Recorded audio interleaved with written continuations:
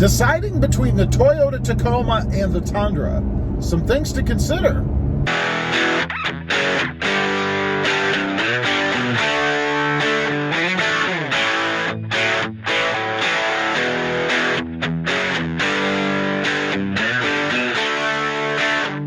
Well, good morning, everybody, and welcome back to Robmotive. That's right, maybe you're in a position that you're trying to decide between the Toyota Tacoma and the Toyota Tundra.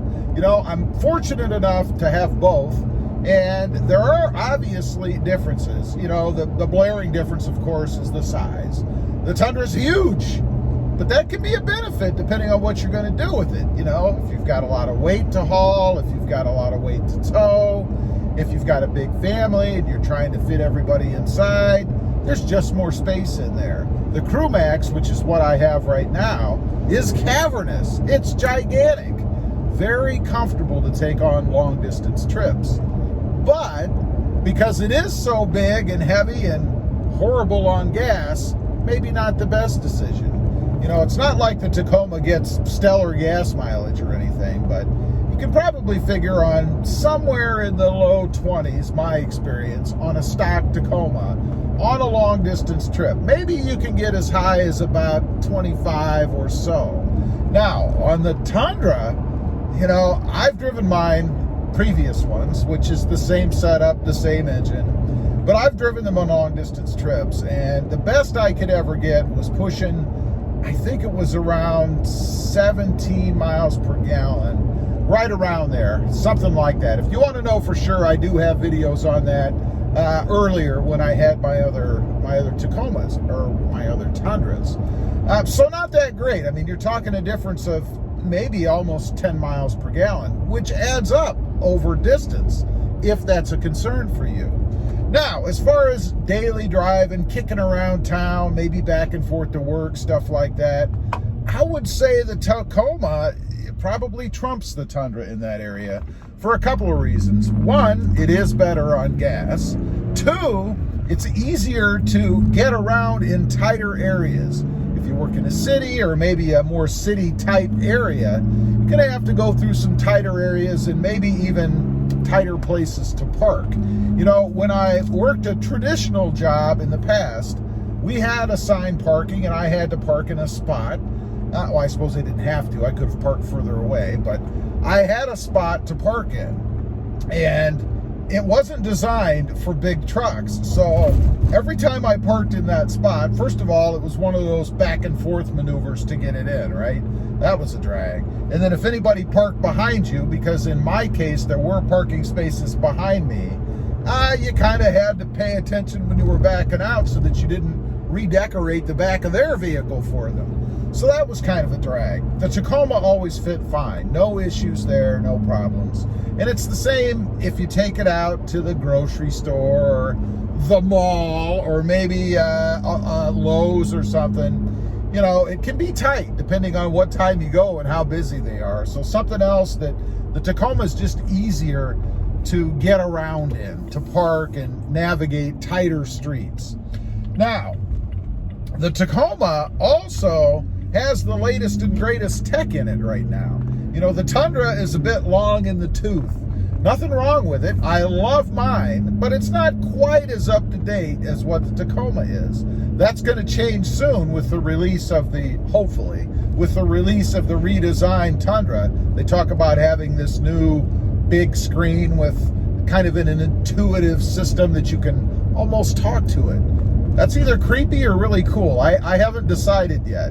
But at the moment, for what you can get out there, definitely going to get more up-to-date tech and a more modern feel inside the Tacoma, even though the Tacoma is a bit long in the tooth itself. Now, let's talk about appearance, because, you know, for me, that's the first thing that I look at in any vehicle I get. Probably not the right way to approach it, but if I'm being honest, that's what I do. And I have to have a vehicle that looks good, that I really like when I walk up to it, right? If it doesn't, then I'm really not too interested in it. Kind of like a Volkswagen Beetle, you know? Not my thing. No matter what they do to it or what it does, it's probably never going to be something I would choose. So between the two of them, and they are both really good looking trucks, I think, man, the Tacoma, I've said this before, is the best looking truck on the road, period, of all sizes, mid or full size. Now, when it comes to the Tundra, again, I love the look of the Tundra, but it's probably not number one, but it's close. I would say number one for me is probably, should I say it, the Ram. I really like the looks of the Ram truck, but the Tundra is right there at number two. So you're not losing anything when you go to the Tundra for sure. But if you're looking from an aesthetic standpoint, I think the Tacoma wins there. Now, modability, you know, something that I'm always concerned about because it's what I do and it's my passion. It's what I like. There are tons of things out there that you can do with the Tacoma. And not that there aren't a lot for the Tundra as well. There are. But then you kind of have to look at pricing a little bit. You know, the Tundra's bigger. It takes bigger parts. That means it's going to cost more money to do maybe the same things that you'd want to do on it versus the Toyota Tacoma. Not a big deal, and if you're not into modding and stuff, then it's probably not a valid consideration. But if you're like me, it really does make a difference. Now, unfortunately, right now, we have another thing to consider, and that is availability. You know, in the environment we're living in right now, it's pretty hard to find anything. But I will say, at least in my experience, in my part of the country, it does seem that the Tundra is more readily available.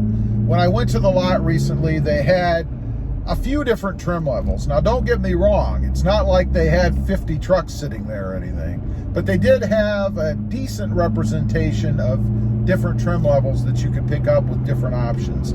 Not so with the Tacoma in my case.